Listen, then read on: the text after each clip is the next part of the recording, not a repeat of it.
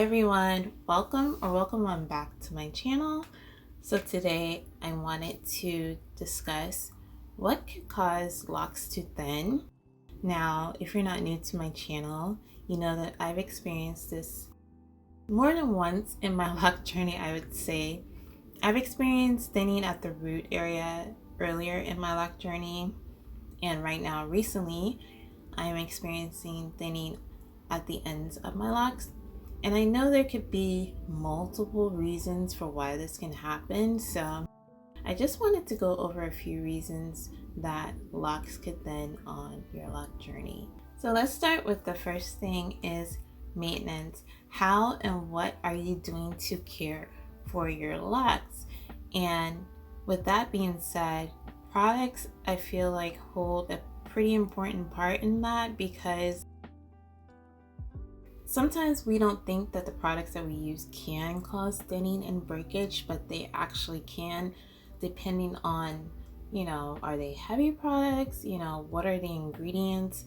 And sometimes those products can get trapped inside our locks and we may not even realize it. So ideally, you want to use products that are able to dissolve easily in water. And I'm guilty of this. I don't always use water soluble products. I kind of use sometimes what's easy and accessible to me. So, I need to get better at that myself. But you definitely want to be careful of definitely like the creams and the waxes also. And if you are someone who uses those types of things, what is your regimen for clarifying your hair?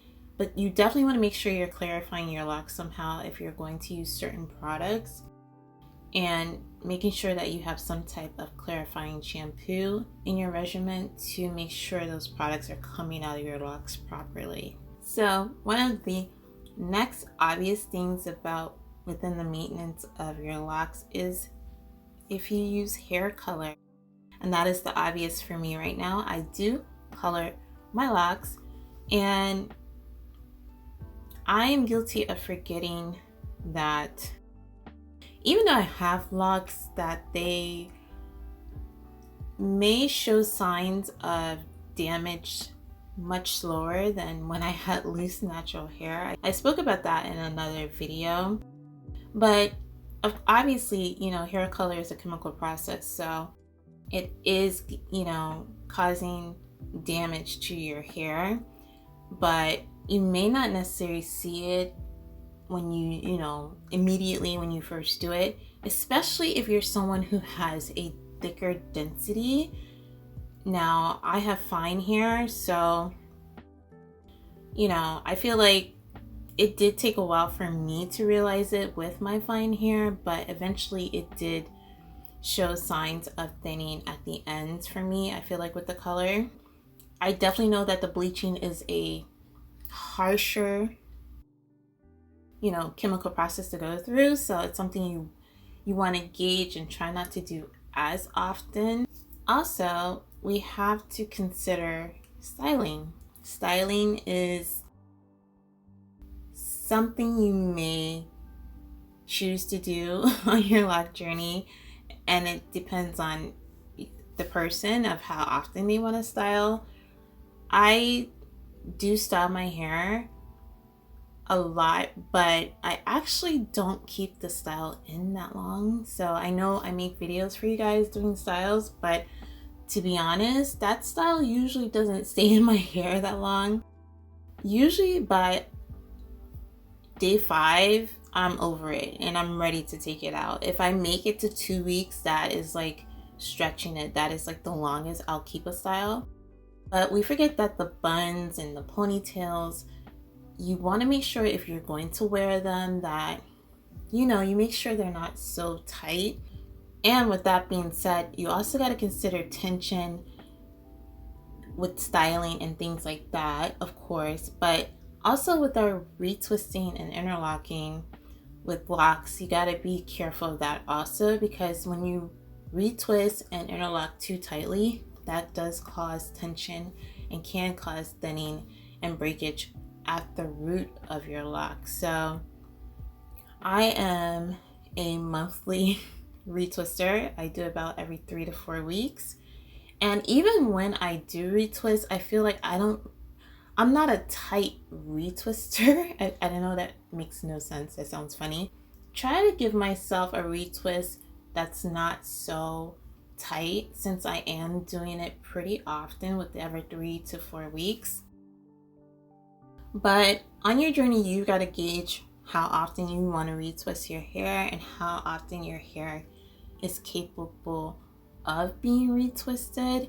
And in that process, you definitely want to make sure it's not detrimental to your scalp and your root area, because of course that is where the hair is growing from. How often you retwist does matter, because if you're somebody with a finer texture, it may not be wise for you to go too long without maintenance of retwisting or interlocking your hair if that's what you do, because it does cause the hair to grow away from the locks sometimes. And in that process, your hair could, thin out, break off, especially if your texture is a bit thinner than someone with a thicker density. And I had to learn that on my journey by going through the ups and downs, that my hair can only go about 3 to 4 weeks without being retwisted because it gets tangled. I deal with matting. I deal with it breaking off sometimes, and I felt like that was part of the problem of why I had the thinning at the root of my hair earlier in my journey, because I wasn't taking care of the hair growing away from my locks the way I should have been.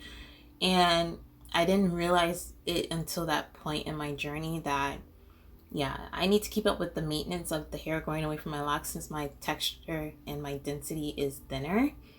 And now that I've gotten a better hang of it, I do notice that the hair is now strengthening itself and it's starting to grow better from the root area. So another thing to consider that could be causing thinning or breakage in your locks is your health. And I know health is overlooked a lot. I feel like when it comes to hair journeys in general, a lot of us don't even think that what we consume and how we're taking care of our bodies could affect our hair, but it actually does. Diet is pretty important. Of course, you need your leafy greens, you need your proteins, your fatty acids, because we got to remember that hair is actually protein. It is keratin.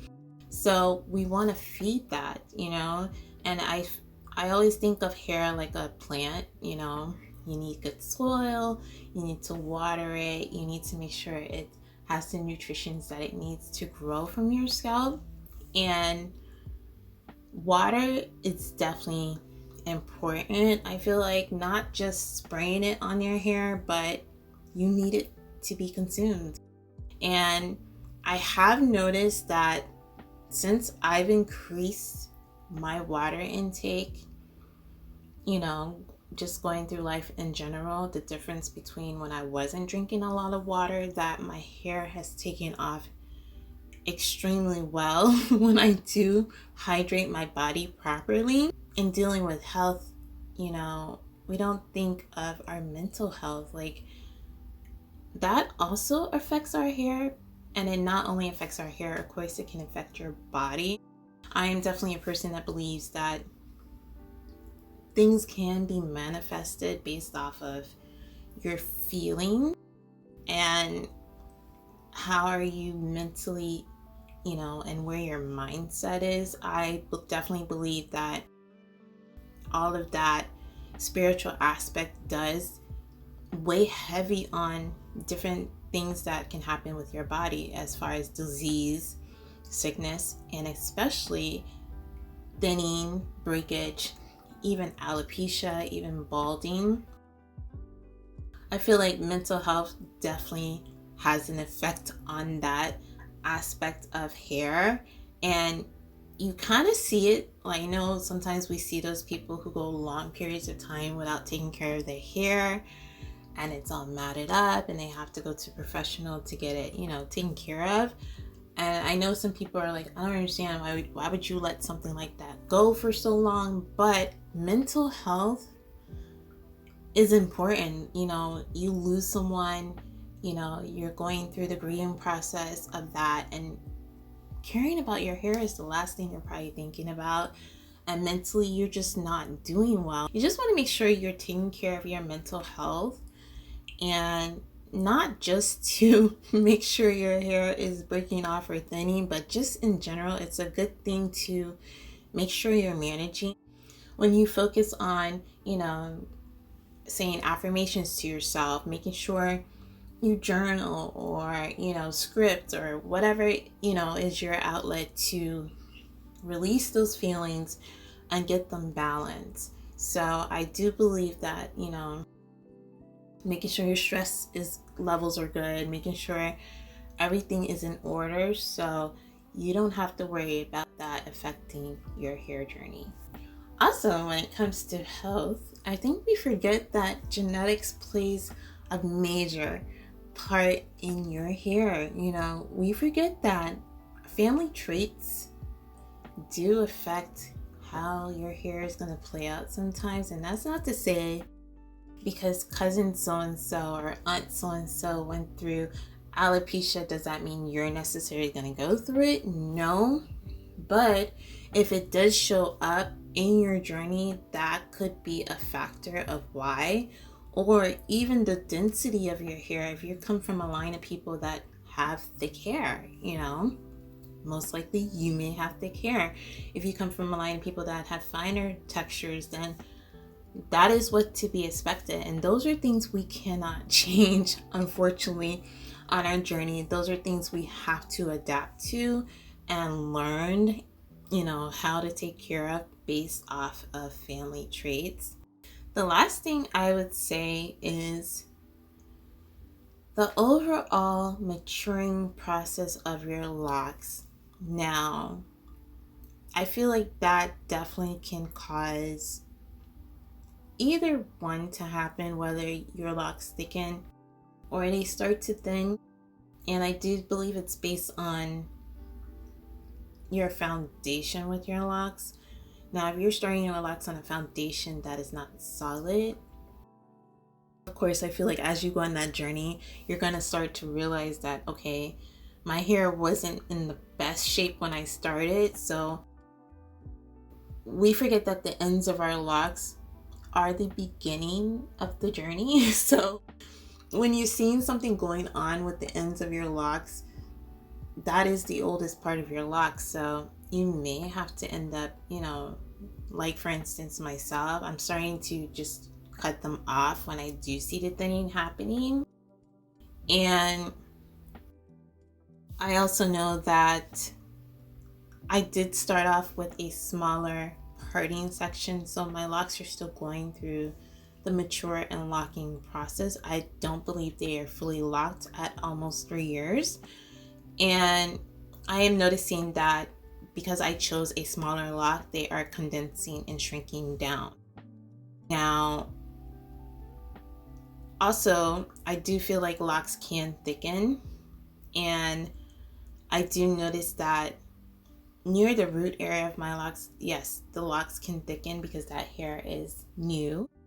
It hasn't been affected by color if I didn't color it, so it's going to give a better all shape and thickness to it when it comes directly from the scalp.